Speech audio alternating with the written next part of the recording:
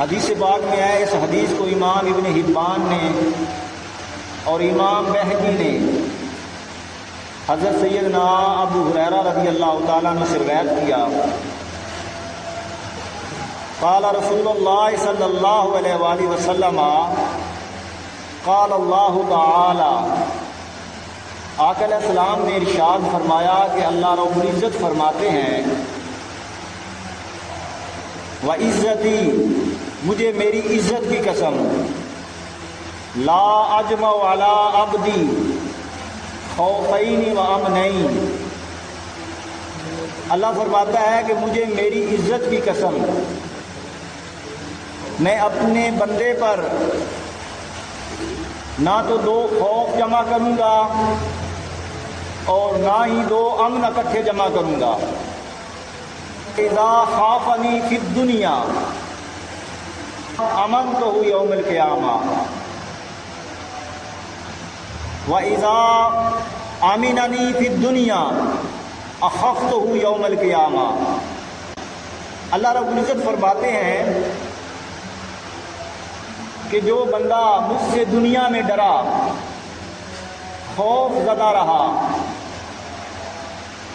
دنیا میں میرے خوف میں رہا، تو میرے خوف میں اس نے اپنی زندگی بسر کی، میرے خوف و خشیت میں، میرے ڈر میں، میرے عذاب کے ڈر میں جس نے اپنی زندگی بسر کی، میں چونکہ اس نے میرا خوف اپنے اوپر طاری کر لیا دنیا میں، تو قیامت کے دن میں اس کا خوف دور کر دوں گا اور اسے اپنے امن میں لے لوں گا،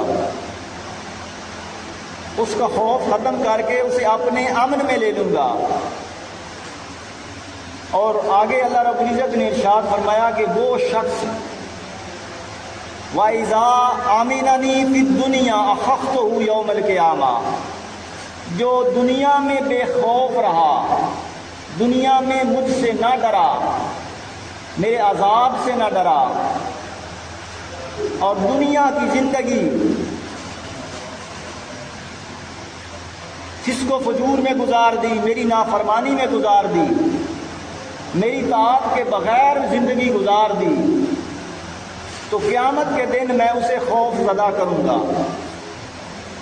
تو قیامت کا خوف ان لوگوں کے لیے ہے جو دنیا میں بے خوف رہے، اور جو دنیا میں خوف زدہ رہے، اللہ فرماتا ہے میں اسے اپنے امن میں لے لوں گا۔ اللہ رب العزت فرماتے ہیں کہ دو خوف میں اپنے بندے میں جمع نہیں کر سکتا، کہ وہ دنیا میں بھی خوف زدہ رہے اور آخرت میں بھی خوف زدہ رہے، یا دنیا میں بے خوف رہے اور آخرت میں بھی بے خوف رہے۔ جو دنیا میں خوف زدہ رہے گا وہ آخرت میں خوف سے بچ جائے گا، اور جو دنیا میں بے خوف رہا اس کو آخرت میں خوف زدہ ہونا پڑے گا۔